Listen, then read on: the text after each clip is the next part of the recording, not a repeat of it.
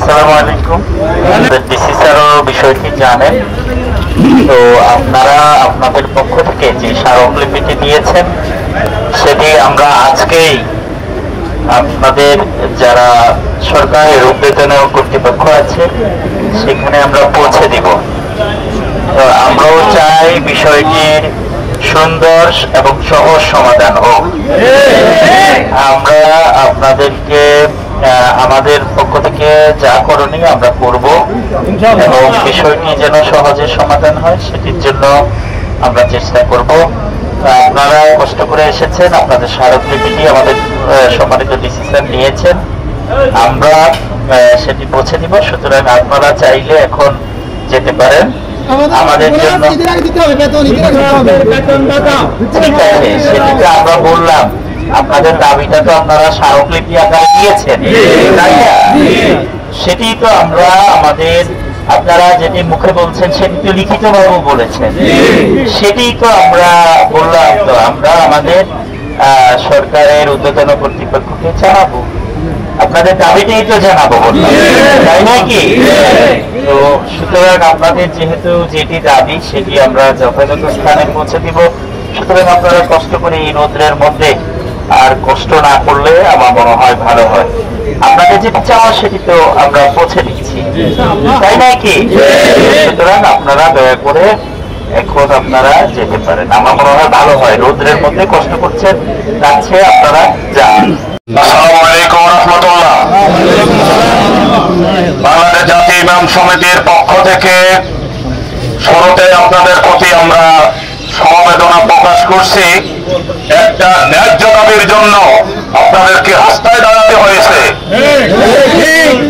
মসজিদ ভিত্তিক বড় শিক্ষা কেন আজকে 6 মাস? শুধু আশা দিলে হবে না প্রশাসন, আমাদেরকে দাবি মেনে নিতেই হবে ওদেরকে। আমরা জানতে চাই ওখানে কারা বসে আছে, ওদেরকে কি মাহফুজ মার্কা লোকেরা ওখানে বসে আছে? ওদের এই আলেমদেরকে আজকে মহিলাদেরকে এই 5,000 টাকা সম্মানের জন্য, বেতন এবং বোনাসের জন্য কেন দাঁড়াতে হলো? আমি সবিনয় ডিসি মহোদয়ের কাছে আর্জি পেশ করলাম, আপনি নিজে এসেও আলেমদের সাথে ঐক্যবদ্ধ হয়ে ওদের কাতারে দাঁড়িয়ে ওনাদের প্রতি সমবেদনা প্রকাশ করেন। না হয় কারাই চক্রান্ত করতেছে এই হিন্দুত্ববাদী এই মতবাদ বাংলাদেশের 90% মুসলমানদের দেশে, যারা আল্লাহর বান্দাদেরকে শুরুতে নবীজি বলেছেন কথা যখন শিখতে চায় তাকে কোরআন তুলে দাও। আর এই কোরআনের দাবি নিয়ে লোকদেরকে সামান্য এই সম্মানের জন্য কেন দাঁড়াতে হলো? এই বাংলাদেশের প্রশাসনকে অবশ্যই জবাবদিহি করা লাগবে। আপনাদের সাথে বলার দেশ আছে, শুধুমাত্র 505 জন 7 জন নাস্তিক মুরতাদ মানবতা বিরোধী কোরআন বিরোধী ছাড়া বেশিরভাগের লোকজন এখনো বসে আছে। আমরা হুঁশিয়ার করে দিতে চাই বেশিরভাগের লোকদেরকে, তোমরা কি ওদেরকে নিষেধ করেছিলে? প্রকল্প কি বন্ধ হয়েছিল? কেন বিনা বেতনে আজকে 6 মাস ওরা শিক্ষকতা করে ওদেরকে রাস্তায় দাঁড়াতে হলো? পরে যারা কোরআন শিখায় তাদের সম্মানে 5,000, আর মন্দির ভিত্তিক যারা শিখায় তাদের 14,000 টাকা দিতে হবে। এটাও তাদেরকে জবাবদিহি করা লাগবে। বাংলাদেশকে 5ই আগস্টের আগের বাংলাদেশ আর এখন বাংলাদেশ নয়।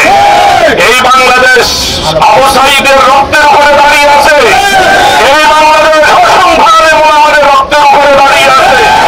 এখন যদি এই আলেমদের ন্যায্য অধিকার নিয়ে কোনো ছিনিমিনি করা হয়, আমরা তদন্ত করব, টেনে হিস্টে এই জনতার কাতারে ওদেরকে উলঙ্গ করে ছেড়ে দেব।